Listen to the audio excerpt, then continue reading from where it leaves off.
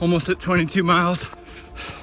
The rain has been pretty hard the last bit, and it's been a steep climb since mile 19.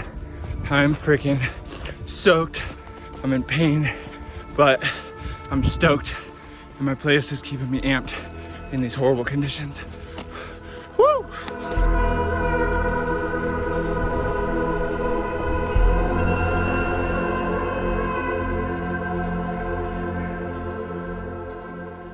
What is going on, guys? So this video is going to be much more informal than most videos I put out. Essentially, I just want to recap the last week and this race that I did and kind of the months and weeks leading up to it and kind of the race itself and after. But this last weekend I did a foot race. So I ran the Moab Red Hot 55K, which is an ultra-marathon, which I believe any distance above 26 miles is considered an ultra-marathon. So my Strava ended up saying like 32.9 miles. Google says it's like 34 miles. I'm not really sure, but somewhere around that range. And ended up running this race in 6 hours and 1 minute and 6 seconds, which put me at 41st place out of 162.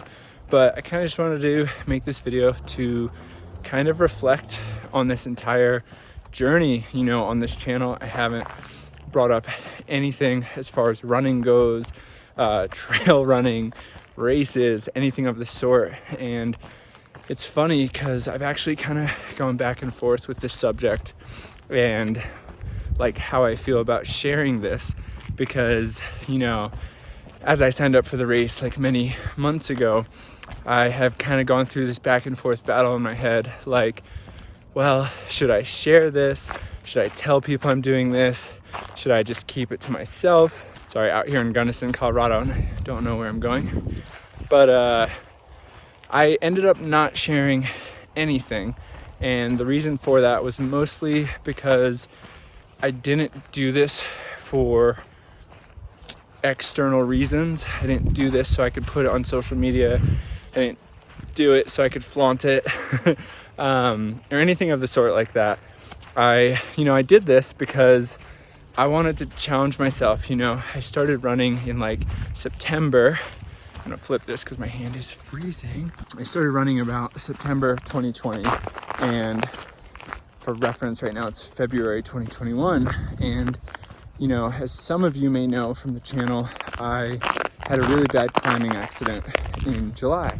So, you know, once I healed up from this, I had a lot of reflecting, a lot of just time with myself and in my head. And, you know, I think everyone can relate.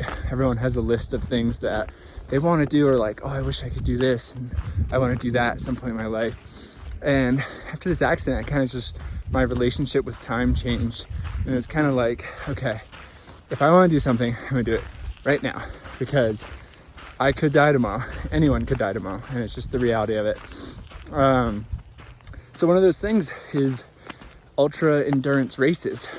So, you know, after my accident, coming from someone who's not a runner, to start running, and then whatever, like 6 months later to run an ultra marathon, like, feels pretty crazy. I don't know what other people think, but yeah, so I don't know. A few years ago I worked a bunch of conferences with this company where David Goggins spoke at a few of the conferences, and the first time I had no idea who he was, had no background on him, but clearly found out who he was real quick. And then a year later, same company, I worked another conference, and he was there, and at this point I was in awe. You know, I was filming because I had to, I was there for work, but I was just in awe as he was speaking on stage and stuff. He is just incredible. And, you know, from him I started following other people like Cameron Haynes, Courtney DeWalter, Zach Miller, Billy Yang, a handful of people who inspire me. And it kind of, all of this coincides with a period where, you know, I'm a landscape photographer, I'm a filmmaker, but I really, as the years go by, have been down with like this whole trendy era of lifestyle filmmakers. It's just not my thing. So where people that killed it in that used to be my main inspirations, as of lately, my biggest inspirations have been, to be honest, athletes that push their personal limits. It's always been something that's interested me. So, you know, after all this reflection, I started running, and all my brothers and my sister are the same. Anytime an Eassa does something, you know, we kind of go all in. So after running for like a month, maybe 2 months, I signed up for an ultramarathon. Had no idea what I was doing, had no idea what I was in for, but put it on the calendar and, you know, just kept training. And through training, I went through so many ups and downs. I had shin splints. I boned the bruises on my kneecap and all around that, which put me out for a bit. And I actually thought I tore something. Thankfully, I didn't. Training was brutal, but I enjoyed it. It was an amazing excuse to get out and explore new trails. I've been more and more of an avid hiker as the years go by. And aside from wanting to push my personal limits and see what I'm personally capable of, I also just, you know, running is great for mental health, for physical health, for, you know, your mental state. It's just so good and so powerful. And also, you know, I love seeing how far my body can take me in the mountains. So like, you know, 8 years ago, a 2-mile hike to me sounded absurd. And then a few years later, a 5-mile hike to me sounded absurd. Recently, a 10-mile hike to me sounded absurd.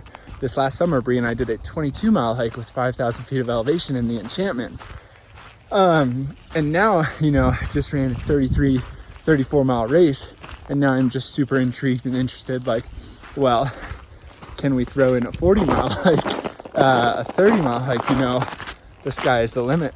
I want to get further in the mountains. I want to do bigger traverses, bigger, you know, big mountain summits and stuff like that.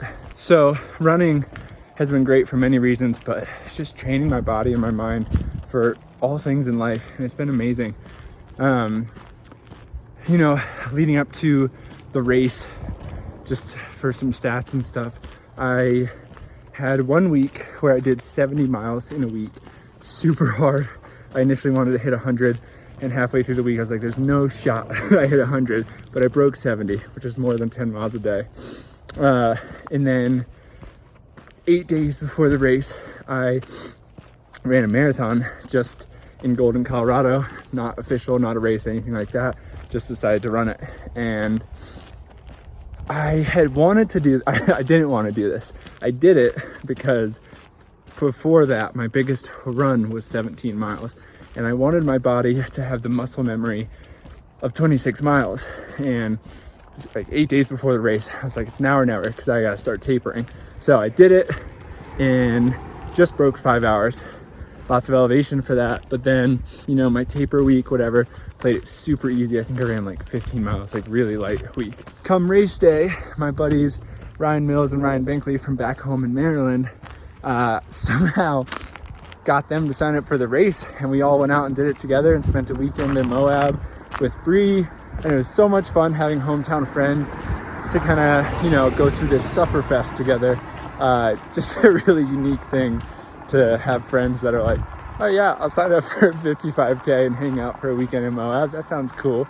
So that was really awesome. But yeah, it was a great weekend. The race rained in Moab. It never rains in Moab, which is so funny because it added a horrible element to it.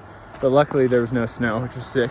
For the race, you know, as I think most people will tell you, start slow and steady. So that's what I did.